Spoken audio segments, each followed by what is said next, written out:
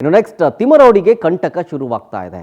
ದಿನ ದಿನಕ್ಕೂ ಹೆಚ್ಚಾಗ್ತಾ ಇದೆ. ಅದು ಮನೆಯಲ್ಲಿ ಶಸ್ತ್ರಾಸ್ತ್ರ ಪತ್ತೆಯಾಗಿತ್ತಲ್ಲ, ಅಕ್ರಮ ಶಸ್ತ್ರಾಸ್ತ್ರ ಕೇಸ್ ವಿಚಾರಕ್ಕೆ ಸಂಬಂಧಪಟ್ಟಂತೆ ತಿಮರೋಡಿಗೆ ಸಂಕಷ್ಟಗಳು ಎದುರಾಗ್ತಾನೆ ಇದೆ. ಸಾಲು ಸಾಲಾಗಿ ಬರಬೇಕಾಗಿತ್ತು, ಮೊನ್ನೆ ವಿಚಾರಣೆಗೆ ಬರಲಿಲ್ಲ, ಗೈರಾಗಿದ್ದು, ಮೊಬೈಲ್ ಸ್ವಿಚ್ ಆಫ್, ಎಸ್ಕೇಪು, ಎಲ್ಲೋ ಕಾಣಿಸ್ತಾ ಇಲ್ಲ, ಸಿಗ್ತಾ ಇಲ್ಲ ಕೈಗೆ. ಸೆಪ್ಟೆಂಬರ್ 29ನೇ ತಾರೀಕಿನ ಒಳಗೆ ಹಾಜರಾಗಬೇಕು ಅಂತ ತಿಮರೋಡಿಗೆ ಖಾಕಿ ನೋಟಿಸನ್ನು ಕೊಟ್ಟಿರೋದು. 3ನೇ ನೋಟಿಸ್ ಕೊಟ್ಟಿದ್ದಾರೆ ಪೊಲೀಸರು. 29ನೇ ತಾರೀಕು ಬರಬೇಕು, ಇಲ್ಲ ಅಂತಂದರೆ ಏನು ಕ್ರಮ ತಗೊಳ್ತಾರೆ ನೋಡಬೇಕು. ಬಂಧನ ಆಗತ್ತೆ ಅನ್ನೋ ವಿಚಾರ ಗೊತ್ತಾಗ್ತಾ ಇದೆ. 3ನೇ ನೋಟಿಸ್ಗೂ ಉತ್ತರ ಕೊಡಲಿಲ್ಲ ಅಂತಂದರೆ ಎಲ್ಲಿರ್ತಾರೋ ಅಲ್ಲಿ ಹುಡುಕಿ ಎಳ್ಕೊಂಡು ಬರೋದು. ಸೆಪ್ಟೆಂಬರ್ 29ರ ಡೆಡ್ಲೈನನ್ನು ಬೆಳ್ತಂಗಡಿ ಠಾಣೆ ಪೊಲೀಸರು ಕೊಟ್ಟಿದ್ದಾರೆ. ತಿಮರೋಡಿ ಮನೆಗೆ 3ನೇ ನೋಟಿಸನ್ನು ಅಂಟಿಸಿ ಬಂದಿರೋದು. ಬಂದೂಕು ಲೈಸೆನ್ಸ್ ದಾಖಲೆಗೆ ಸಮೇತ ಬರಬೇಕು ಅಂತ ಸೂಚನೆ ಕೊಟ್ಟಿದ್ರು.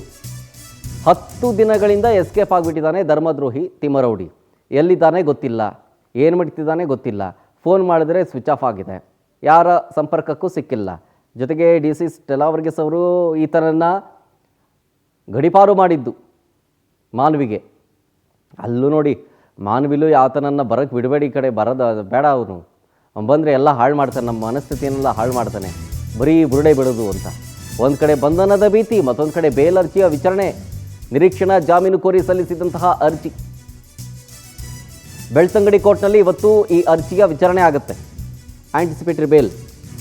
ಶಸ್ತ್ರಾಸ್ತ್ರ ಕಾಯ್ದೆಯ ಅಡಿಯಲ್ಲಿ ದಾಖಲಾದಂತಹ ಪ್ರಕರಣದ ಹಿನ್ನೆಲೆಯಲ್ಲಿ ಬಂಧನದ ಭೀತಿಯನ್ನು ಎದುರಿಸ್ತಾ ಇದ್ದಾನೆ ತಿಮರೋಡಿ. ಇದೇ ಕಾರಣಕ್ಕೆ ಎಸ್ಕೇಪ್ ಆಗಿದ್ದಾನೆ. ತೆರೆಮರೆಯಲ್ಲೇ ಜಾಮೀನಿಗಾಗಿ ಅರ್ಜಿಯನ್ನು ಸಲ್ಲಿಸಿದ್ದಾನೆ.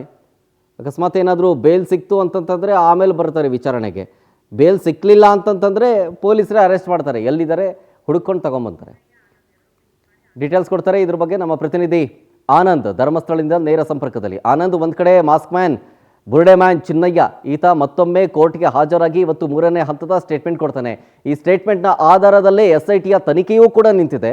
ಜೊತೆಗೆ ಬುರುಡೆ ಗ್ಯಾಂಗ್ನ ಭವಿಷ್ಯವೂ ನಿಂತಿದೆ. ಅದು ಒಂದು. ಮತ್ತೊಂದು, ಈ ತಿಮರೋಡಿ ಎಲ್ಲಿದ್ದಾನೆ, ಏನು ಮಾಡ್ತಿದ್ದಾನೆ ಗೊತ್ತಿಲ್ಲ. ನೋಟಿಸ್ ಕೊಟ್ಟಿದ್ದಾರೆ 3ನೇ ಬಾರಿ. ಇಫ್ ಇನ್ ಕೇಸ್ ಅದಕ್ಕೂ 29ನೇ ತಾರೀಕು ಹಾಜರಾಗಲಿಲ್ಲ ಅಂದರೆ ಎಲ್ಲಿದ್ದಾನೆ ಅಂತ ಹುಡುಕೋದು ಹೇಗೆ? ಜೊತೆಗೆ ಆತನನ್ನು ಅರೆಸ್ಟ್ ಮಾಡ್ತಾರ ಹುಡುಕಿ ತಗೊಂಡು ಬಂದು? ಖಂಡಿತವಾಗ್ಲೂ ಶರತ್, ಈಗಾಗಲೇ ಪೊಲೀಸರು 3 ನೋಟಿಸ್ ಅನ್ನ ತಿಮರೋಡಿ ಅವರ ಮನೆಗೆ ಕೊಟ್ಟಿರ್ತಕ್ಕಂಥದ್ದು. ಆದ್ರೆ ಇದುವರೆಗೂ ಕೂಡ ತಿಮರೋಡಿ ಕಡೆಯಿಂದ ಯಾವುದೇ ರೀತಿಯ ರೆಸ್ಪಾನ್ಸ್ ಬಂದಿಲ್ಲ, ಮತ್ತೆ ವಿಚಾರಣೆಗೂ ಕೂಡ ಹಾಜರಾಗಿಲ್ಲ. ಹೀಗಾಗಿ 29ನೇ ತಾರೀಕು ಖುದ್ದು ವಿಚಾರಣೆಗೆ ಹಾಜರಾಗಬೇಕು ಅಂತ 3ನೇ ನೋಟಿಸ್ ಅನ್ನ ಬೆಳ್ತಂಗಡಿ ಪೊಲೀಸ್ ಅವರು ಇಶ್ಯೂ ಮಾಡಿರ್ತಕ್ಕಂಥದ್ದು.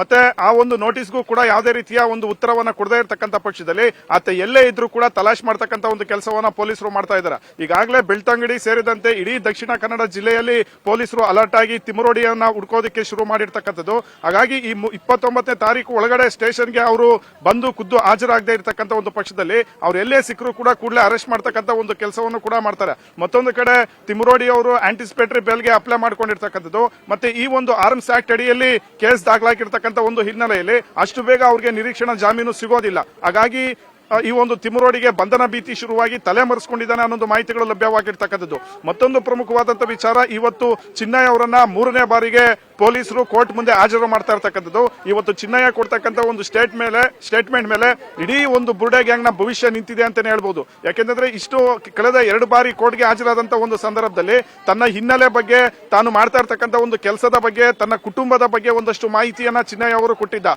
ಆದ್ರೆ ಈ ಬುರುಡೆ ಗ್ಯಾಂಗ್ ಮತ್ತೆ ಈ ಒಂದು ಷಡ್ಯಂತ್ರದ ಬಗ್ಗೆ ಮಾತನಾಡಿರಲಿಲ್ಲ. ಮತ್ತೆ ಈ ಒಂದು ವಿಚಾರಣೆ ಅಪೂರ್ಣವಾಗಿರ್ತಕ್ಕಂಥ ಒಂದು ಹಿನ್ನೆಲೆಯಲ್ಲಿ ಇವತ್ತು ಕೋರ್ಟ್ಗೆ ಹಾಜರು ಮಾಡುವಂತೆ ನ್ಯಾಯಾಧೀಶರು ಸೂಚನೆಯನ್ನ ಕೊಟ್ಟಿದ್ರು. ಅದರಂತೆ ಇವತ್ತು ಮಧ್ಯಾಹ್ನ 12 ಗಂಟೆಗೆ ಚಿನ್ನಯ್ಯ ಅವರನ್ನ ಶಿವಮೊಗ್ಗ ಜೈಲಿನಿಂದ ನೇರವಾಗಿ ಬೆಳ್ತಂಗಡಿ ಕೋರ್ಟ್ಗೆ ಕರೆದುಕೊಂಡು ಬರ್ತಾರೆ. ಈ ಸಂದರ್ಭದಲ್ಲಿ ಸುಮಾರು 4 ಗಂಟೆಗಳ ಕಾಲ ಸತತವಾಗಿ ನ್ಯಾಯಾಧೀಶರು ಆತನನ್ನ ವಿಚಾರಣೆ ಮಾಡ್ತಾರೆ. ಈ ಬುರುಡೆ ಎಲ್ಲಿಂದ ತೆಗೆದುಕೊಂಡು ಬರಲಾಯಿತು, ಈತನ ಷಡ್ಯಂತ್ರದ ಹಿಂದೆ ಯಾರ್ಯಾರು ಇದ್ದಾರೆ, ಜೊತೆಗೆ ಪ್ರಮುಖವಾಗಿ ಹಣಕಾಸು ವರ್ಗಾವಣೆ ವಿಚಾರವಾಗಿಯೂ ಕೂಡ ನ್ಯಾಯಾಧೀಶರು ಪ್ರಶ್ನೆ ಮಾಡ್ತಕ್ಕಂಥ ಒಂದು ವಿಚಾರ ಇರ್ತಕ್ಕಂಥದ್ದು. ಇದೆಲ್ಲವೂ ಕೂಡ ಕ್ಲೋಸ್ ಡೋರ್ ಮೂಲಕ ವಿಡಿಯೋ ರೆಕಾರ್ಡ್ ಮಾಡಿಕೊಂಡು ಎಲ್ಲಾ ಒಂದು ಹೇಳಿಕೆಗಳನ್ನ ದಾಖಲು ಮಾಡಿಕೊಳ್ಳೋದಕ್ಕೆ ನ್ಯಾಯಾಧೀಶರು ಮುಂದಾಗಿದ್ದಾರೆ. ಒಂದು ವೇಳೆ ಷಡ್ಯಂತ್ರ ಮಾಡಿರ್ತಕ್ಕಂಥವರ ಹೆಸರುಗಳನ್ನ ಹೇಳಿದ್ದೇ ಆದಲ್ಲಿ ನ್ಯಾಯಾಧೀಶರು ಕೂಡ SIT ಅಧಿಕಾರಿಗಳಿಗೆ ಮುಂದಿನ ಕಾನೂನು ಕ್ರಮ ಜರುಗಿಸುವಂತೆ ಸೂಚನೆಯನ್ನ ಕೊಡ್ತಾರೆ. ಆ ಸಂದರ್ಭದಲ್ಲಿ ಆರೋಪಿತರಿಗೆ SIT ಅಧಿಕಾರಿಗಳು ನೋಟಿಸ್ ಅನ್ನ ಇಶ್ಯೂ ಮಾಡಿ ಅವರನ್ನ ಮತ್ತಷ್ಟು ವಿಚಾರಣೆಗೆ ಒಳಪಡಿಸ್ತಾರೆ. ಅಗತ್ಯ ಬಿದ್ದಲ್ಲಿ ಅವರನ್ನ ಬಂಧನ ಮಾಡತಕ್ಕಂಥ ಒಂದು ಸಾಧ್ಯತೆಗಳು ಕೂಡ ಇರತಕ್ಕಂಥದ್ದು. ಒಟ್ಟಿನಲ್ಲಿ ಇವತ್ತು ಚಿನ್ನಯ್ಯ ಒಂದು ಸ್ಟೇಟ್ಮೆಂಟ್ ಮೇಲೆ ಇಡೀ ಬುರುಡೆ ಗ್ಯಾಂಗ್ ಭವಿಷ್ಯ ನಿಂತಿದೆ ಅಂತ ಹೇಳ್ಬೋದು Sharath. Yes, thank you Anand ಡೀಟೇಲ್ಸ್ಗಾಗಿ.